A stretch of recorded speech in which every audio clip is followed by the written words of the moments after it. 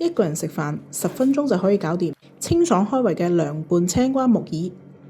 我呢度咧提前2小時浸咗啲木耳嘅，浸咗之後咧，咁煲過一啲水，將佢放落去煮滾佢。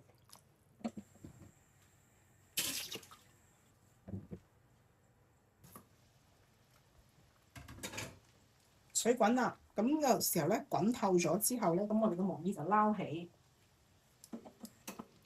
我準備咗一啲冰水，將佢浸一浸冰水，咁就會更加爽脆。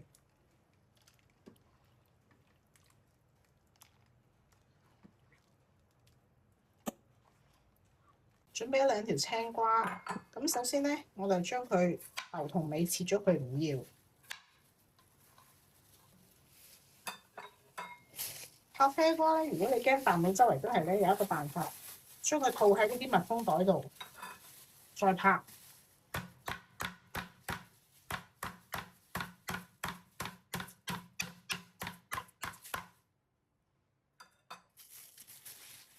咁樣咧就唔會彈到全身都係啦。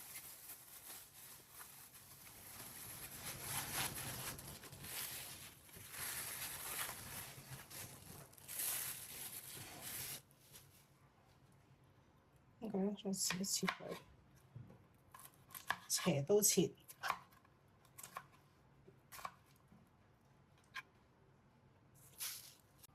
浸過冰水嘅呢啲木耳咧，我哋搣開佢，太大嚿啦，咁就用手搣開佢，1分2到3咁樣，咁樣咧佢就會更加好入味。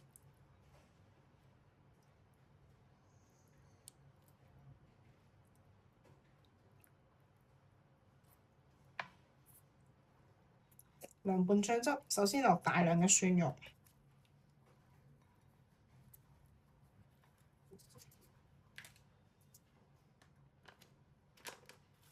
辣椒粉、小米辣、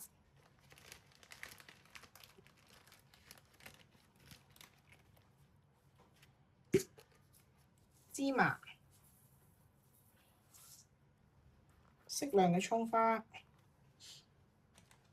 呢個時候倒一啲滾油落去，用滾油激發香味。跟住油熱嘅時候調味啦，2圈生抽。1圈陳醋、蠔油、1羹糖，和返個味。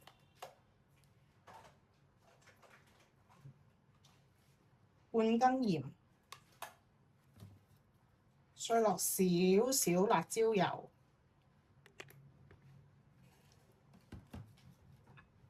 撈勻佢。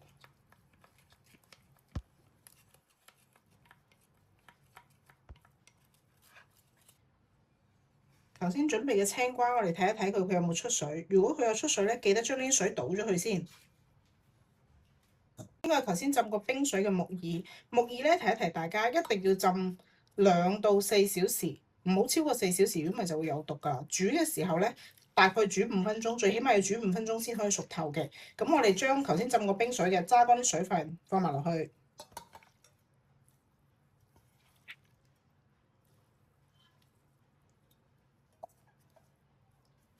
跟住將頭先嘅醬汁撈落去，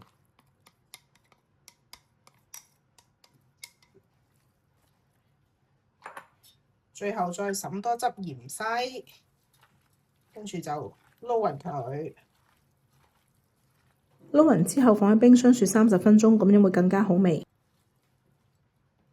雪咗30分鐘啦，咁你中意食幾多呢？就攞幾多出嚟。如果你都中意喺屋企自己煮嘢食嘅話，幫我點個訂閱，我會努力每日都更新視頻。食幾多呢？就撈幾多，就攞幾多。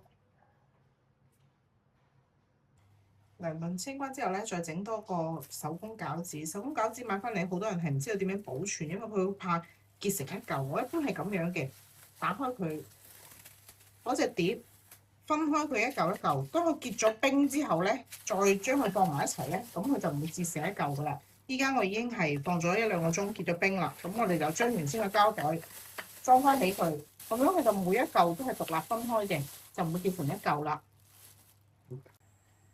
煲滾啲水，見到佢開始起一啲泡泡，唔使大滾嘅，咁呢個時候我哋就開始放餃子落去，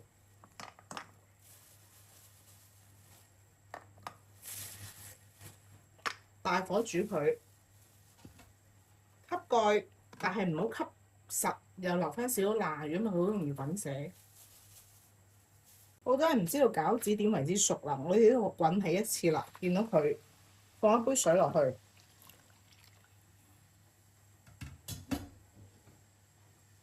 如果你啲餃子係黐一底咧，輕輕鏟一鏟佢，但我呢度唔會，我已經全部浮起咗啦。繼續吸蓋，再煮多佢一陣。第二次滾起，再倒一杯水落去，等佢再滾一陣。記得係留一條罅，因為佢有麵粉嘅話咧，佢好容易滾瀉。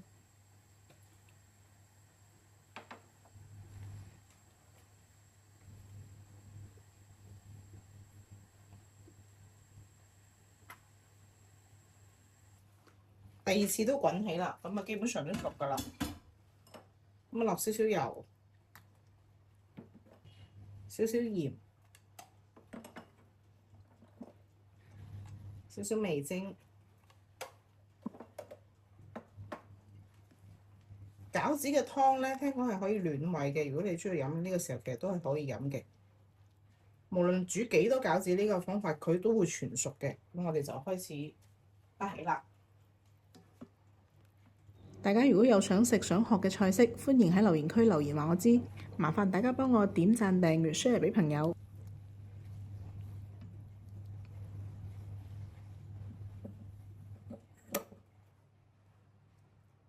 加多一隻溏心蛋俾自己，就係今日嘅晚餐啦。呢一個咧就可生食雞蛋喺山姆買嘅。今晚嘅晚餐就係餃子加雞蛋，再加涼拌青瓜木耳。我哋下條片再見，拜。